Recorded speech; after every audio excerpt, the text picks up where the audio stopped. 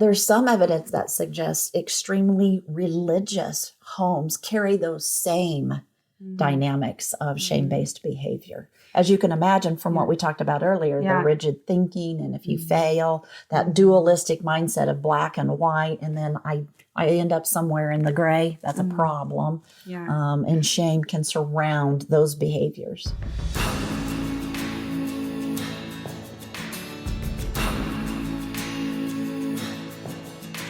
I'm done with believing these lies.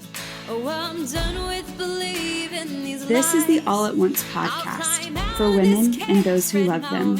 We are God's image bearers, exploring ways religion has been distorted to silence the marginalized and to justify abuse. We are Christians, seeking to comfort, heal, and free people from the pain caused by our own religion. We carry much, like all of humanity, all at once. I'm Kelly Browning, and to God be the glory.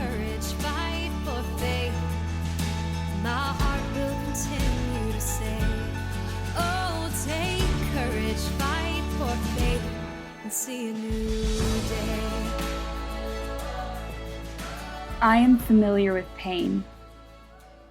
Sorrow fills me as I grieve the loss of relationships over the years due to me breaking free from the mold in my political views and with my views regarding women. I am familiar with being rejected by those who claim to love you no matter what, when their actions and words say that what they really mean is that they'll love you as long as you think like them. 2 years ago, I publicly announced that I would be voting for a candidate that was not within the pre-approved evangelical voting bloc. The result of that announcement caused some of my closest childhood relationships to gang up against me, to claim my faith was broken and that I wasn't right with God. Since then, I have been the subject of ridicule and mockery, and my work on this podcast has worsened that since I began questioning the other forbidden topic, gender roles. The correct political party and gender hierarchy were ingrained in me since birth. When I no longer ascribed to those views, those that remained in them interrogated and lashed out at me. Such harsh words and actions against someone who breaks free from the mold is proof of a community seeping in rigid thinking. Rigid thinking is the inability to change or adapt and is a breeding ground for shame. Rigid communities create unsafe environments for people like me who don't fit the mold, and shame abounds in secrecy and in rigid thinking. We are starting out here to acknowledge the difficulty in taking the risk, to separate yourself from the mold, to think differently from the majority, or to move away from harmful and rigid thinking. It likely has come at a great cost to you too. None of this is easy. As we go through this process of thinking differently or breaking free from the mold together on the podcast, I wanted to share some tools related to shame. So when it inevitably rears its head, we can name it and act intentionally instead of reactively. I hope that this episode empowers you to lean into your bravery and courage and helps you know what to do when shame begins to creep in and plant lies in your soul about yourself that make you believe there's something wrong with you for being different.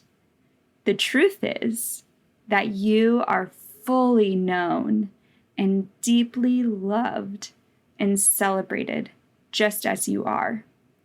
You are adored and cherished, and God finds great delight in you. I'd like to share a little story with you about a time where a woman was outcast and ganged up against in the Bible by the wealthy and powerful people at that time. In John 8, an adulterous woman was brought before Jesus. The law in that time was clear and stated that women who commit adultery were to be stoned. She had clearly committed adultery and broken that law. So what did Jesus do? Did he say, yeah, the law is clear. She broke the law. Let's stone her. Make her pay for what she did. If she didn't want to be stoned, she shouldn't have committed adultery. No. He drew a line in the sand, stood with her, and told the wealthy and powerful Pharisees who had planned to stone a woman that day, "Let he who is without sin cast the first stone." They dropped their stones and walked away. He intercepted their violent acts to protect her life. Anytime a line is drawn to exclude people, Jesus always moves to the side of the outcast. Jesus moved away from those in power to be with the disempowered. She was fully known, fully loved, and protected by Jesus, just as you are too. Rochelle Bridges, our guest, will help us develop shame awareness and resilience. She has her master's degree in marriage and family therapy from UHCL, and she owns her own practice, Friendswood Family Counseling. She's a certified Brene Brown Daring Way facilitator and IEQ9 accredited Enneagram practitioner. So, take what is good and beneficial for you and leave what isn't. Here we go. Rochelle, thank you for being with us today. I want to kick off the interview by asking, why is our culture still rooted in 16th century Puritan values? That's a really good question. And I have thought about it for a long time because so much of my own personal experience related to the Puritan values has been negative experience. And so I asked myself, what is it that draws people to it? What keeps people enmeshed in it? What keeps people believing so wholeheartedly in it? And I would say that I think that if people have grown up in a family where there's a lot of chaos and there's not a lot of guiding principles leading the way for children, or for people who have their own internal chaos, that it is very attractive to find something that says what is right and what is wrong and how to progress in life. So sort of some guiding principles with that. I know that my worldview was heavily shaped in a negative way, just coming from a very conservative culture, having that emphasized in my own family of origin, also being raised in a small town of 700 people. So I grew up sort of with this idea that people were always watching and waiting to see if you were going to take a misstep so that they could report that and it would get back and then there would be punishment from that. So my worldview has a very negative shape to it. But I can imagine that if people didn't have structure in their life, that somehow they would find value in having some guiding principles in that way. I find that interesting that I've heard, that information is power, right? And so in the realm of Puritan views and the Puritan culture that we still very much so cling to, which is rigid thinking. And so this is the way that these are the rules. If you follow the rules and if you fit into these rules, yay, you are praised. But if you step outside that rule, or if you question a rule, or if you move outside of that rule in any way and someone sees it, that person then feels like they have power over you. And I'm just wondering, these rigid views and this rigid way of thinking, how is it harmful to think rigidly? What are some scenarios that kind of would trip us up if we continue existing in very rigid thinking and views? Well, it has been my experience, I would say, in working with a wide variety of people over the past several years in counseling. There's a common theme that I see among rigid thinking, and it is a tendency to either get stuck somehow in your life by the rigid thoughts and thinking, or to really severely limit the possibilities of what you might do with your life. And being stuck, I would say, is the one thing that is almost intolerant to people. I hear that constantly when people come in and they're talking about feeling immobilized or paralyzed and they can't move forward and they're not sure which direction to take or what step to take. And it's a very intolerable place to be for most people. So it can be immobilizing, it limits, and it gets people stuck. I think that one of the things that I would say is in my own personal experience, my family had a belief that Girls did not follow a boy to college somewhere. It was just one of those things that we didn't do. And it showed weakness for a woman to follow a man to college. And so when it came time for me to go away for college, I was somewhat dating, who I eventually married. And he wanted us to go to a college that we could both go to up in Newburgh, Oregon. It was a friend's school. And I could not do that because the family rule was girls do not follow. Girls would be weak to follow a boy off to college. And so I chose to go to a different college. And I went to the West Coast and went to college there. And he stayed behind. And because of that distance, we didn't really get to know how each other functioned in the day-to-day. And consequently, we ended up getting engaged and we got married. But our first year was a tough one. We didn't know what the day in and the day out looked with each other. And so that rigid thinking, this is just a little microcosm of how it got me stuck into one way of thinking. It got me focused on something that really wasn't good. So the rigid thinking was, a girl is weak if she follows a boy to college. And one way to challenge that is to use one of two words. One of them is the word but. So when I think about if I'm getting stuck in a rigid thought, I will put that rigid thought or that thought down on paper. And so girls don't follow boys to college because that's weak. And then I might add the word but to it and say, but sometimes it's beneficial. Yeah. For a girl to follow a boy to college. Sometimes a girl knows what she's doing. Exactly. And you can trust her with her life. Yes, exactly. And then another word that helps is the word and. You know, girls don't follow boys to college because that's weakness. And yet sometimes it's a strength because it can be beneficial to the relationship or whatever. Yeah.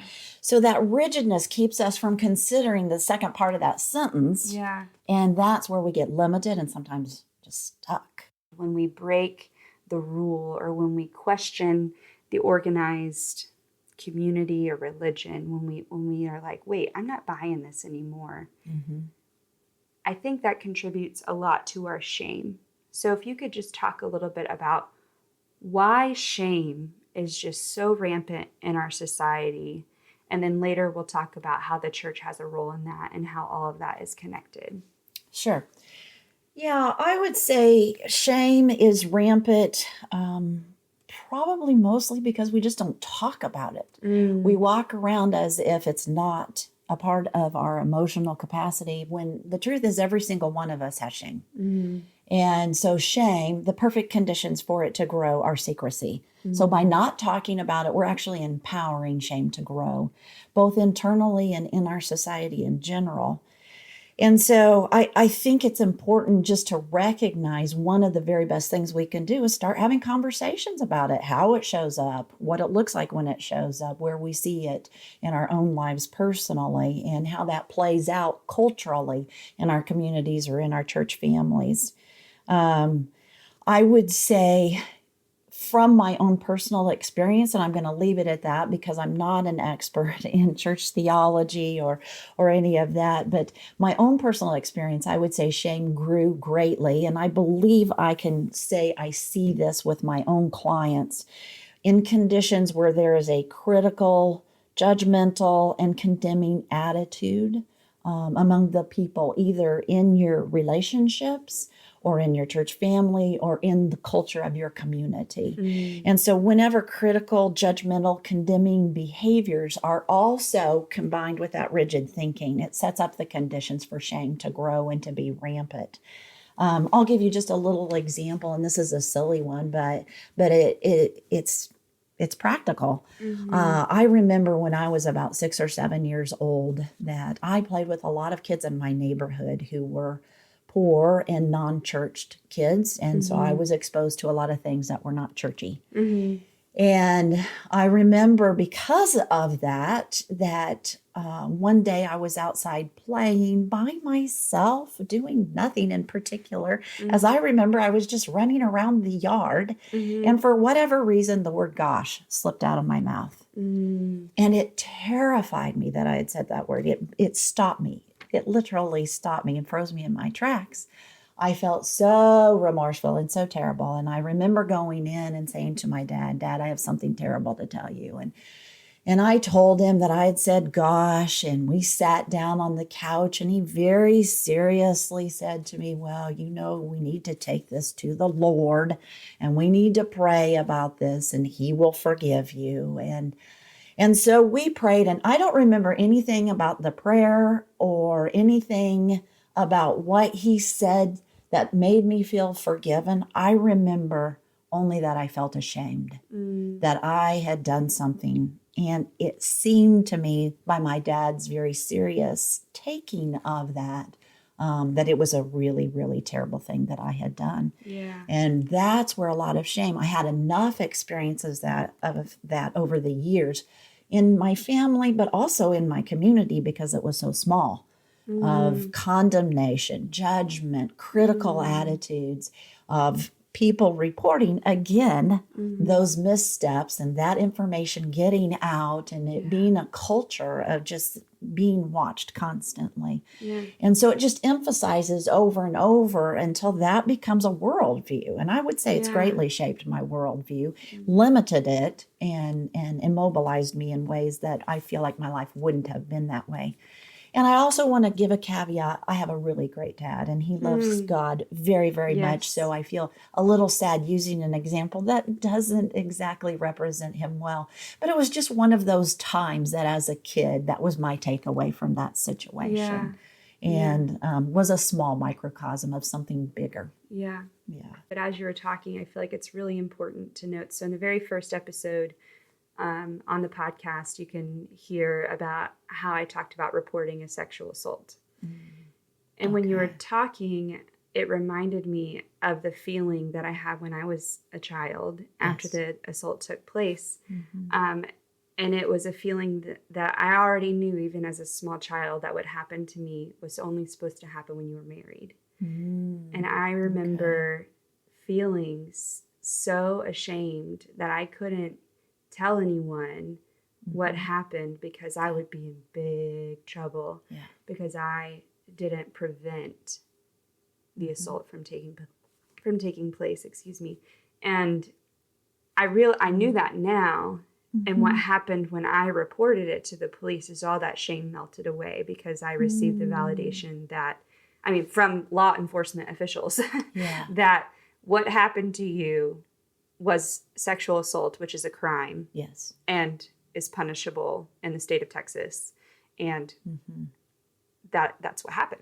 It just became so clear that what happened to me, I was not an active participant in. I was tiny. But even though I knew later growing up that sexual assault is never the victim's fault, I never connected that to what happened to me as a child. I would like to also say that it is my experience that not everybody has a good experience reporting a sexual crime. And so I think it's really important to just validate that sometimes the opposite happens. Yes. Sometimes women are brave and they're courageous, and it takes everything they have to show up and report this thing where there's so much shame attached to it. And law enforcement just feeds into it by making them feel, and directly. I've even been told sometimes they say flat out, well, you shouldn't have done that thing, or you shouldn't have been in that place, or you should have done this. You shouldn't have had that much to drink. Exactly. And as if the victim is at fault in that case. And so I just want to say to those who might be listening to the podcast, and the shame didn't melt away, but it actually intensified their situation, that happens sometimes, and it's not right. Not right. And it is really important to consult with a professional and get some professional opinions about what happened to you, because that also was a crime against you. Yes. Even though it was law enforcement, they were not protecting and caring for you. No. And they were not doing the job they should have done on your behalf. Yes. And it's a terrible shame, literally a terrible shame when that happens to somebody. The sooner you talk about even the experience of reporting, and the sooner you talk about all that, the sooner with a professional, with an advocate for you, with a therapist, whoever it is that you can talk about it with, the sooner that will that validation you'll receive, and the sooner the shame will begin to chip away. Yes. melt And away. healing And can heal. come sooner. The longer you carry the burden of that, the longer it takes for most people to heal from that event or that series of events, as it may be. Before we continue our conversation with Rochelle on shame, check out what my friend Brittany Donovan is doing through her business, Behold and Flourish. Hello, everyone. My name is Brittany Donovan, founder of Behold and Flourish, an intimate community group for women based in Houston, Texas. Our biggest desire is to create an atmosphere for women to rest, create, and grow. We long for each event to be multi-generational and believe that the collaborative uniqueness of all seasons of life have something to contribute to the table. For more information about our monthly gatherings, head to www.beholdandflourish.com. We hope to see you at our next event. Thank you, Brittany. Behold and Flourish is one of our Patreon sponsors, along with Box and Sparrow and Second Journey. Check out our website, allatOnce.us, to become a monthly financial patron. The first 10 patrons to sign up at $10 or $25 a month get some swag from these beautiful female-owned businesses, along with some All at Once swag. All at Once swag, just so you know, can also be purchased separately on our website, allatOnce.us. We are immensely thankful for your listenership and for your financial support. Okay, now back to Rochelle. Where do you think shame originates? I'm going to talk about it from two perspectives. One perspective is that, in fact, I want to put it this way. I want to talk about the dynamics of shame first, because I think one of the most helpful things is that most of us don't know what shame is. And so it is a chaotic emotion, and it's a powerful one. And so I want to talk a little bit about that first and then come in with the second part of that question, if you don't mind. Yeah. I would say that shame often, when we don't know what it is, shows up in a very complex way, and yet also a very strange way. I may be just going about my business. I'm walking down the street. I have an encounter with someone. That encounter blindsides me. I think I'm just saying hi, having a friendly exchange with somebody, but out of nowhere, all of a sudden, because of this encounter, I find that I feel like someone just cut me open and fully exposed all those parts of me, those shadows parts of me that I don't want anyone to know exist inside of me. And that sense of exposure, because I'm not just admitting to you about my shadow side, but it just happened. It just happened out of my powerlessness and my unawareness of the situation, that this exposure happens. And because of that, it creates this sense of violation. So that complex blindsidedness, feeling open and exposed, feeling then violated from that, puts us in a position where Brené Brown says that we would do typically one of three things. One of them is to move toward the person in that conversation. Oh, I'm so sorry I said what I said. I never should have said that. Let me make it right. How can I make it right for you? And so we move toward them, or people please, try to smooth it over, make it right, and make the shame go away. So that's one way to deal with it. Another thing we might do is move away from the situation, like, well, that really didn't feel so good. And so I think I will not be in touch with that person for a while, because I need some time to kind of figure out what was that all about. I need time to heal. And sometimes we'll even put up just a little bit of a barrier around our heart to protect us from the shame that we're feeling and pull away from somebody. And then the third way, Brené Brown says, is sometimes we actually use shame to shame other people. Yeah. And it's a form of getting aggressive and to get somebody to back off. And so I may actually say, oh, you think I'm an idiot? Well, let me tell you, last week, remember when you, and I will just go put that shame right back on you because I don't want to take it and I don't want to carry that with me. And so those dynamics, remember, getting blindsided, feeling open and exposed, feeling violated, create these conditions. And you can hear how chaotic that must be. It's disorienting and unsettling, and it's all just unraveling in the span of just a few seconds is how it generally feels. And if we don't know what it is, we are sitting there in this place of chaos. And so I like to tell my clients, and I'll share this with your podcast audience, that one of the very best steps is to be able to name what that is, to recognize this came out of nowhere. I feel exposed. I feel violated. Oh, I know what this is. This is shame. This is what it feels like. It's very disorienting when you don't know what it is. What you'll find is as you begin to understand it and know when it's happening inside of you and you give it a name, it settles some of the chaos to the point where sometimes we can actually make a choice about how to behave. And we don't go automatically into move toward, move away, move against, but we actually will stop and pause for a minute and decide, okay, what am I going to do with this kind of a thing? And so being aware of that. And then there's one little secret that I like to tell people about shame. Because when it happens, we feel so exposed, and it feels like whoever we're with, or if this happens in front of our peers or at a meeting or in front of our community, that everybody sees those parts. That's just a feeling.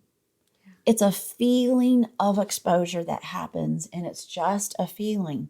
The only thing anyone around us will know is what we do. So they'll notice if we people please. They'll notice if we kind of move away, and they'll notice if we move against, but they do not see all of those damaged and defective parts of us that we work really hard not to see. And sometimes just knowing that is a huge comfort and allows us to show up and be a little bit more authentically. So I like to just talk about the dynamics of shame and how they get in there and what they are. And I hope that you can get familiar with that so that you don't feel blindsided. After a while, the blindsided tends to go away. So let me provide an example of something that often causes shame in me. I might have an encounter with someone who I might admire a lot. And this person will kind of check in on me and say how I'm doing. And I might fumble through the or at least I feel like I fumbled through the conversation a little bit. I might feel like, oh, I overshared, or oh, I didn't share enough, or oh, I was just so awkward. You're so awkward, Kelly. And I leave that encounter, and here are some thoughts that might that often pop into my head. And I know it as shame now, but then I didn't. Kelly, you're not lovable. You're so difficult. You're not lovable. Oh, that's hard. You can never get it right. You're never going to be able to succeed in social situations. You're never going to be able to be a public speaker. You're never going to be able to, you know, all these never statements, or I've always been, or I've never been. And which is rigid thinking, by the way. Rigid thinking. Always and never. It's all connected, right? Yes. And it's so helpful when I'm in those situations, just like you said, to name it as shame. Wait a minute. This person loves me. I know that they love me because they tell me, because they show up for me, because they just initiated contact with me and had a conversation with me and smiled at me. And so I try to use my brain and look at the facts and remind myself of how I feel towards that person. I feel delight, and then it kind of it stops that shame spiral from happening. And when I name it, and I can move away from it, and then I can still be in contact with these people who I feel like I've been really awkward with, but really I've not been awkward. I've just been a normal person. And I like that you brought that up, because that is the natural outcome from that type of thinking, as we tend to spiral down. That's what shame does. It spirals us down into kind of a dark place because the thinking around it is so negative, and the thinking is that shame goes all the way to our core. So at the very core of who we are just are really rotten people. You know, that's the message, and it just spirals us right down. And stopping it, like you did, and putting it in a context is the way to overcome it.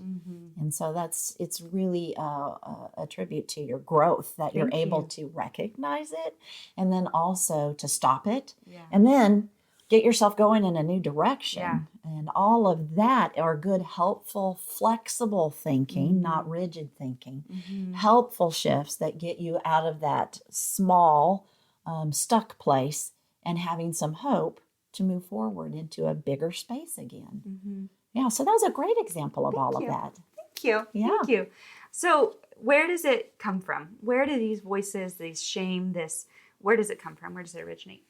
I would say that I have two theories. So take it with a grain of salt. These are my two theories. Okay. But I have been a student of the Enneagram for a while, and I would say some of my learning in that realm is that there are some personality types that are more prone to shame than other personality types. And so there is a propensity, I would say, in some personality types in and of themselves to become a person of shame or to lend themselves to situations where shame is what they take away from it, where other personality types might not in that same situation. Yeah. So I think some of that is probably built into our personalities. Then I also think that some people grow up in shame-based families or shame-based communities, church families, communities.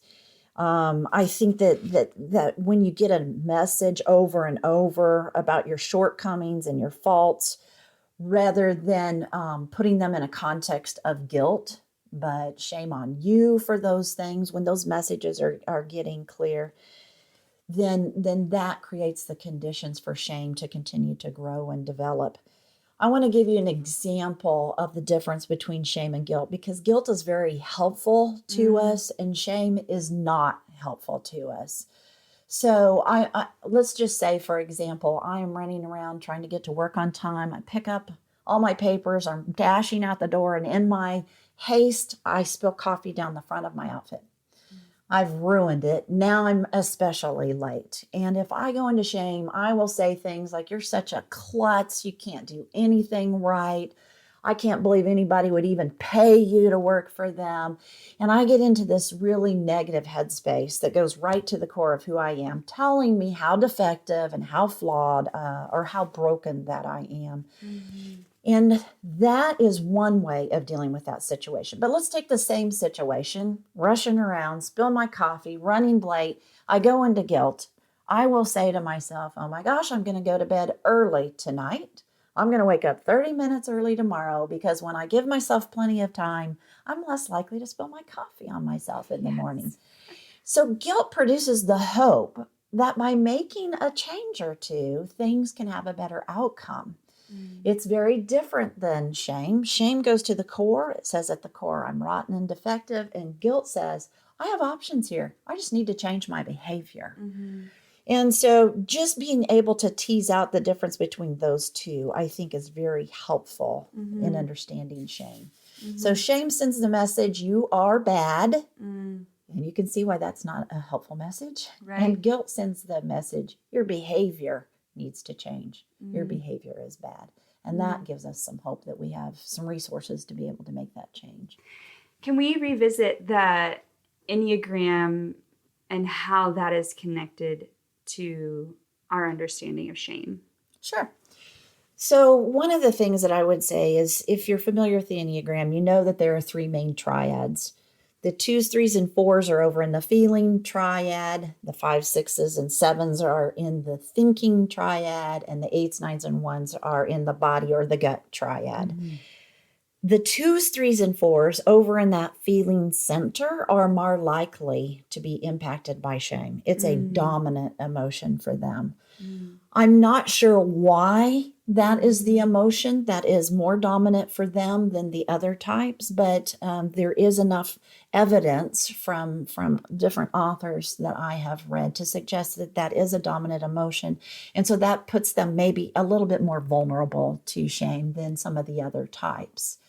And so that's kind of my understanding about that. And I would say I'm a 3. I'm right in the middle of that heart triad. And it definitely lines up with my experience of how shame plays a role.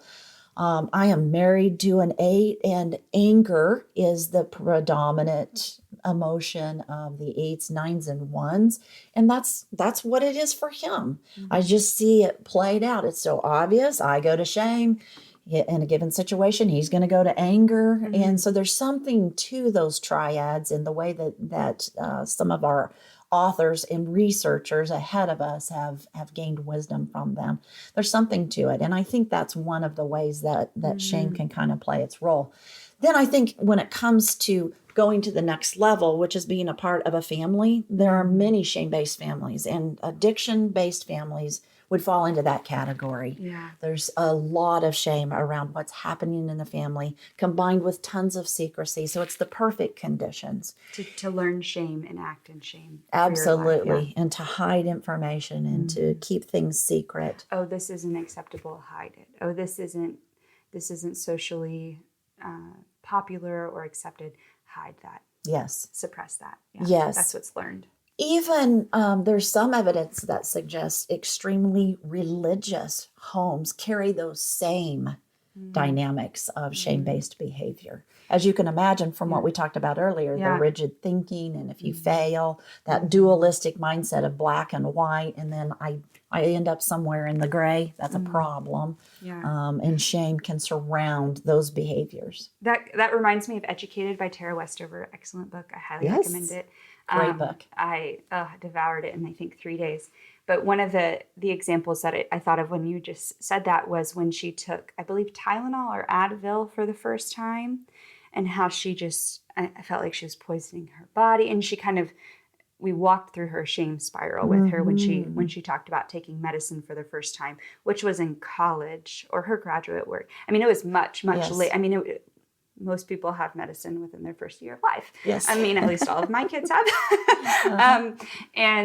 And so for her, it was really helpful for me to be able to see someone else's shame and see how they experienced it. And it helped me identify my own a little bit easier and walk through it. Because it was, although my family was fine with medicine, there were other things. All families have these dualistic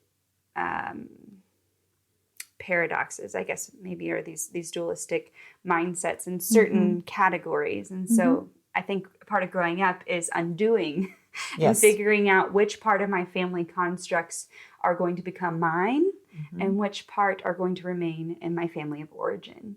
And so that kind of brings me to my next question, which what are some ways that we can, how are ways that we can raise up our children to be resilient to shame, who aren't going to be as familiar with shame or who will be less susceptible to shame? I have 2 little boys, and anytime I lose my temper or anytime I kind of am a little bit hard on myself. I think most mothers are. Yeah, I haven't heard of a mom who isn't hard on herself. Yes. And one of the things I'm really mindful and sensitive to is not shaming them and teaching them healthy ways to deal with changing their behaviors instead of shaming them for who they are. And so what are some tips or tricks or advice that you have for us for raising up our kids? Okay. One of the things that I would say I have learned by being a therapist is that people who grew up feeling loved and valued walk around in the world differently than people who didn't. And so parents who do a good job of expressing love to their children, of being affectionate with their children, with showering them with those things, are already giving them gifts to deal with shame and all the other things they're going to face in their lives because they know their value and they know their worth. And so that's a very beginning point for that. And to be intentional, for parents to be intentional about expressing love and caring for their kids is so important to them. I also think it's important to give our children feedback, both positive and negative, because the way that we learn about ourselves and how the world is impacted by us is by the feedback that we get from other people. And if it's our parents who are giving us both positive and negative feedback about ourselves, we already trust them. And so it's invaluable that they tell us things like, you're really good at math. Or you have an eye for color. When you put color together, it's stunning what you see. Or you're really good at caring for other people. You notice when people are sad and you reach out to them. And we're giving them feedback about ways that they show up and have impact. And that's how they learn to know, oh, I'm really good at math, or I have an artist's eye. I can see things, and we're teaching them about themselves by reinforcing what we see in them. And we need negative feedback too. So we need to know when the things that we are doing are not helpful. When we yell and scream at our friends, they're not likely to want to be around us, or when we're bossing them around. And so teaching our kids how to understand that that is a negative feedback and it can push people away from us. And I think the very best way is the way that you set this up, by focusing on a kid's behavior rather than who they are. Talking about what the behavior was that was good. I love the way you shared your toy with your sister. You're good at sharing. Sends the message about something that the child is good at, connected to a behavior.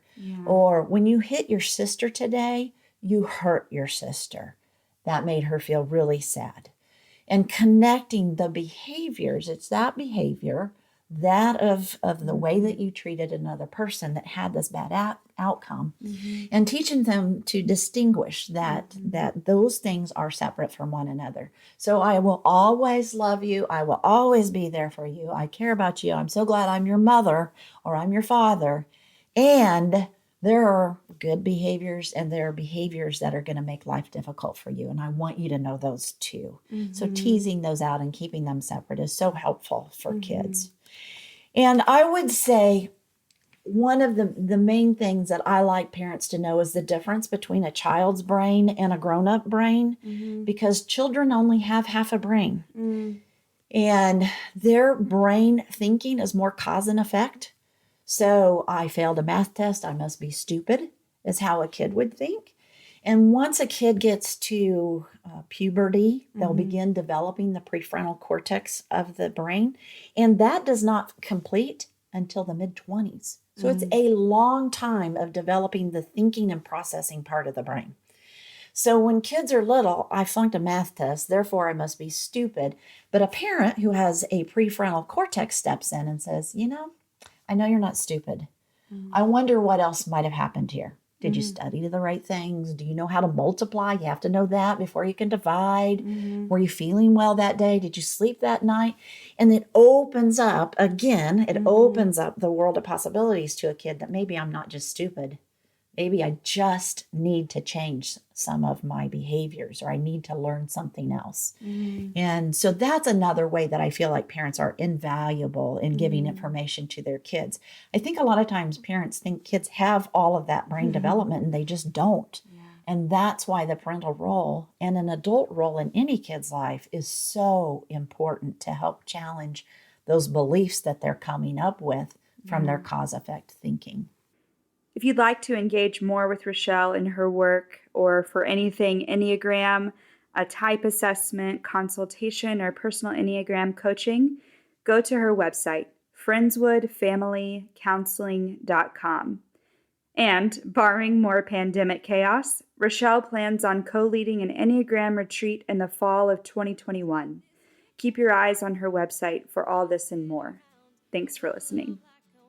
Before you go, I want to let you know about the amazing women who contribute to the production of the All at Once podcast. First, we have Michelle Rayborn. She is the singer and songwriter of our theme song, A New Day.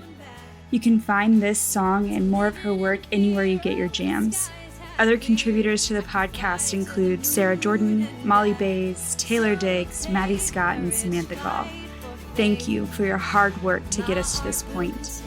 Also, remember to visit us on our website, allatOnce.us, to become an email subscriber, a monthly financial patron, or to buy some swag.